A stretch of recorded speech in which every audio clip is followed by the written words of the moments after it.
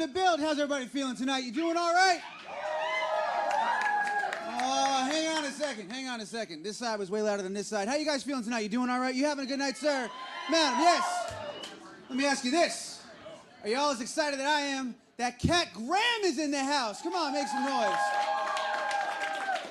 Woo! It's crazy. Who's been to Build before? If you've been to Build before, make some noise. People have been to Build before, yeah. What do you think? It's not bad, right? Look at all these lights. It's a lot of lights. Guys, we are super, super excited to have each and every one of you with us, and equally excited, if not more, that our first guest is the inimitable Cat Graham. One more time, make some noise for Cat Graham before I bring her out here. We're excited, right?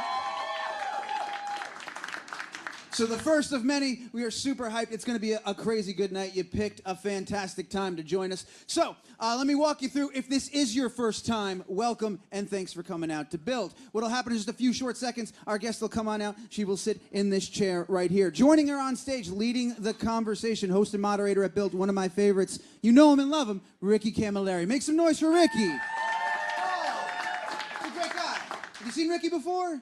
Yeah, you're going to love him. Yeah, he's fantastic. So they'll come out, they'll talk for a little. After that, we'll get her off stage, we'll get everything nice and right, and we'll bring her out, and we're going to have a party, and she's going to play for us. Y'all excited for that? Good, good. That's where you need to be. Well, listen, I don't have a video or clip or anything like that to run. I just have a damn fine conversation awaiting us right here on this stage. So I'm going to bring her out in a second, but I can't do it if the room sounds like this. So I'm going to ask you one more time. As you can imagine, she's used to uproarious applause. Let's make her feel at home. Y'all excited that Cat Graham is in the house? Make some noise. Come on. Let's do it right. Keep it going, ladies and gentlemen, and please welcome your host and moderator at Build, Ricky Camilleri, and tonight's guest, the one, the only, Cat Graham.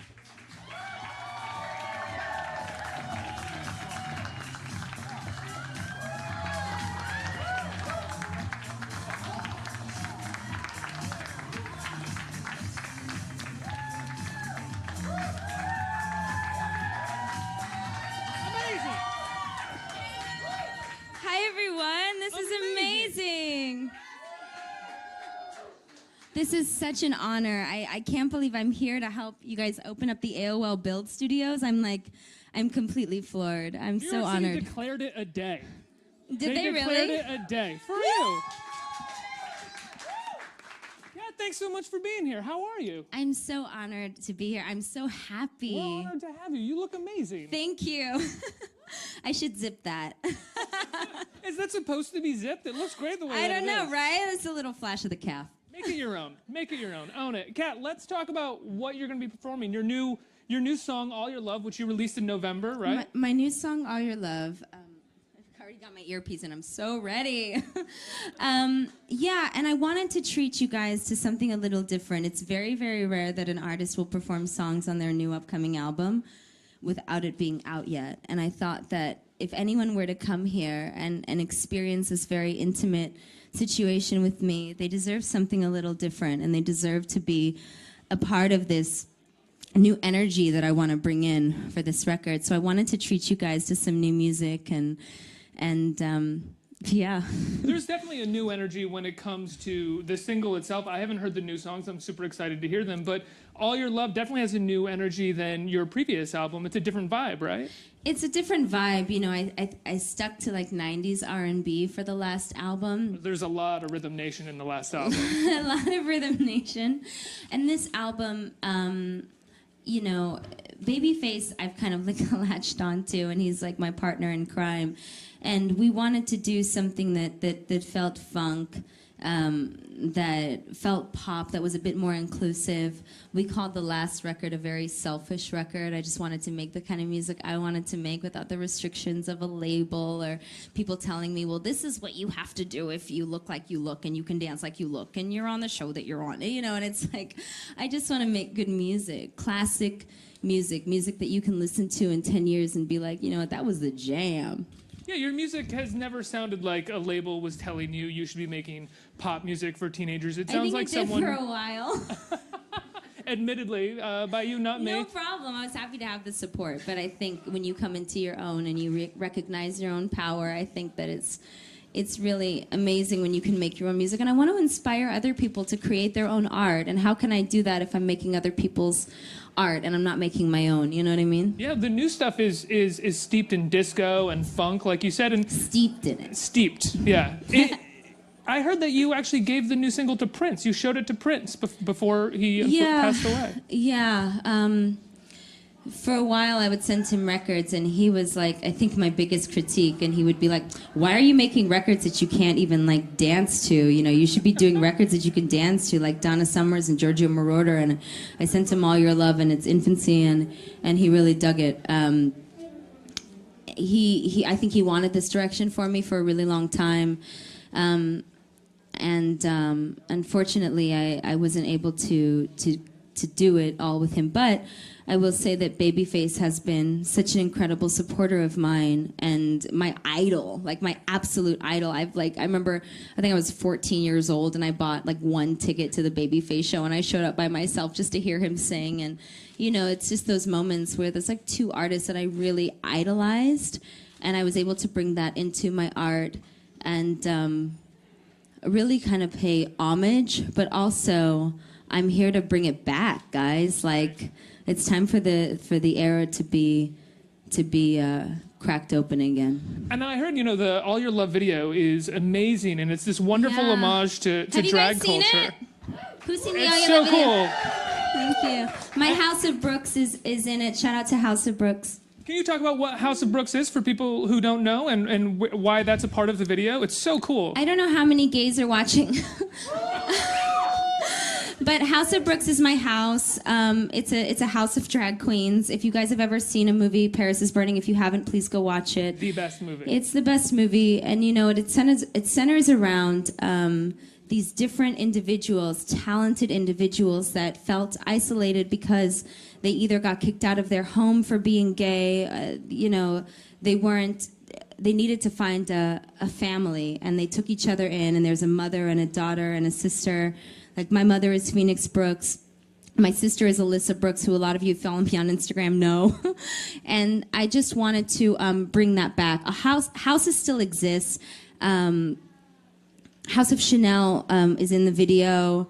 House of Mugler is in the video. You know, there's actual houses that are in the video.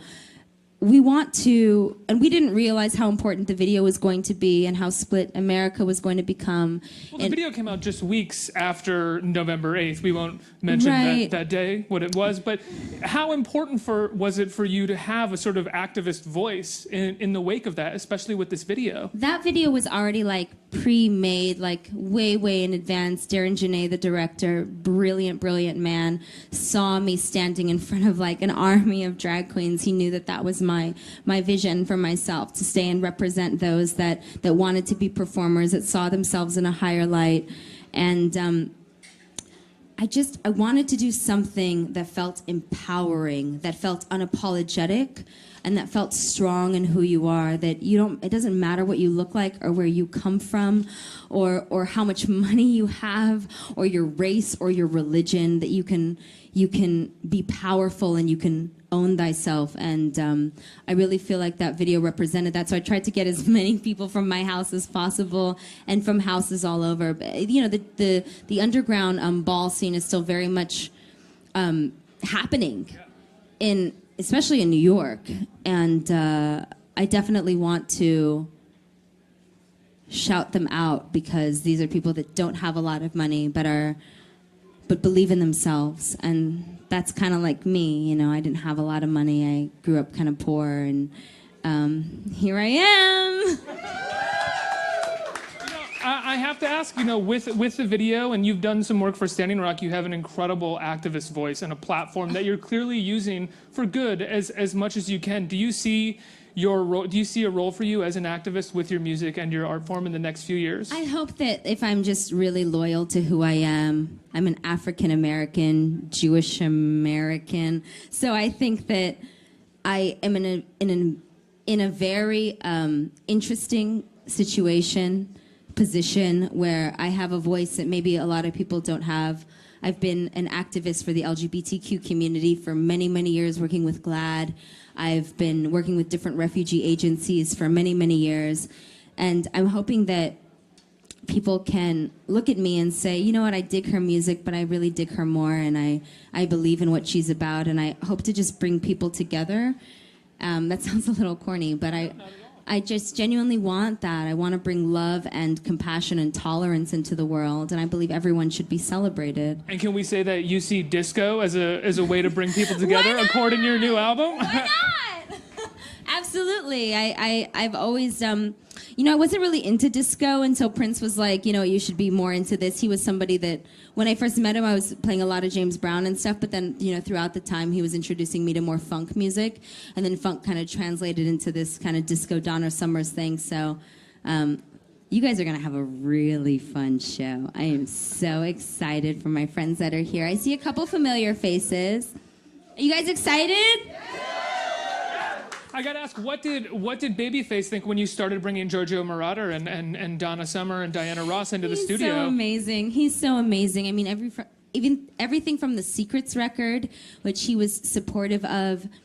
He was supportive of my R&B journey, and then when I told him, all these discussions and these like very intimate conversations I was having with Prince, he was like, okay, so let's try this and let's try that. And he would tweak things. I think the first song that I'm performing, I recorded like 8 times because he was like, no, change it, not good enough, it needs to be better. And the thing that kept me going was that he believed I was good enough. And my idol believes I'm good enough. You feel unstoppable. So, I really love him. And not just because of what he's done in the industry and all the amazing songs that he's created, but for who he is. And now you're ending your tenure on The Vampire Diaries, right? I am. Are you doing that with the purpose of doing more music and being solely devoted to music? I'm a pretty devoted musician. I love music. I love expressing myself. I definitely think this album needs the kind of attention that it deserves that went into it. There's a lot of amazing projects that I have coming out, everything from All Eyes on Me to Where's the Money to... All Eyes on Me is the Tupac Shakur film where you play Jada Pinkett, where I play right? Jada. Does Jada know about it? She knows. She knows. And she gave me her blessing, and I love this woman. Like, I really, really love this woman. So even if she hated it, I think she would still be very nice to me because she's just a class act. But I hope to God she loves it because she is one of my idols. I think there's some really, really cool things happening, but I really want the focus to be on what I can do to bridge the gap of whether it's being African American and Jewish, whether it's being... a music artist and an actress, whether it's being an LGBTQ activist and maybe a voice for refugees that don't have a home. I'm hoping that I can consistently bridge the gap between the two so people start to get it and stop separating themselves from each other. I mean, that is my absolute goal. Does that gap feel more difficult to bridge in the coming years, or do you feel like you're seeing even more activism? You got it? I think I got this. Cat Graham's going to lead us, guys. I think I Cat got Graham's it. going to lead us. And I think you're going to start leading us by playing an incredible set. I'm so excited to hear some new songs off the album because I love All Your Love, and I'm really excited to hear some of the new songs. I'm just so honored. I mean, AOL Build giving me this opportunity to perform. I don't know. You're giving us this opportunity. I know. I honestly am so grateful. I remember I used to like play shows at like on like Santa Monica Boulevard in WeHo, and no one would be there, and no one would show up for me. And I think the only person that ever believed in me from the beginning before Vampire Diaries was like AOL Build. And Perez Hilton. The person that believed in me. And what's interesting is now being able to look into everyone's eyes and appreciate them on another level is something that I won't lose, and the humility that comes from that, and the appreciation and the connection of remembering where I came from, and hoping that I take all of you on this journey with me, because I'm not interested in doing this alone. I'm not interested in just being some pop star and I don't remember people. I want to connect to people. I want you guys to have a good time. I want you guys to love everything and feel empowered and believe in yourself and anything that you're into, even if it's the most strange and bizarre thing, that you stand behind yourself 100%. And that's what gets me excited. And that's what makes me fight harder when the times get tough. So I just want to thank you guys for being here. And I love you so much. And I'm so appreciative to everyone in this room. I really am. I love you guys so much. Kat, you're going to kill it tonight. We're so excited to watch you perform. We are going to let Kat get off the stage, finish drinking her tea, and then you're going to come back on and you're going to perform. Nobody go away because Kat's going to kill it on stage. Kat, thank you so much for being here. We're really looking forward to watching you perform. Thank you so much.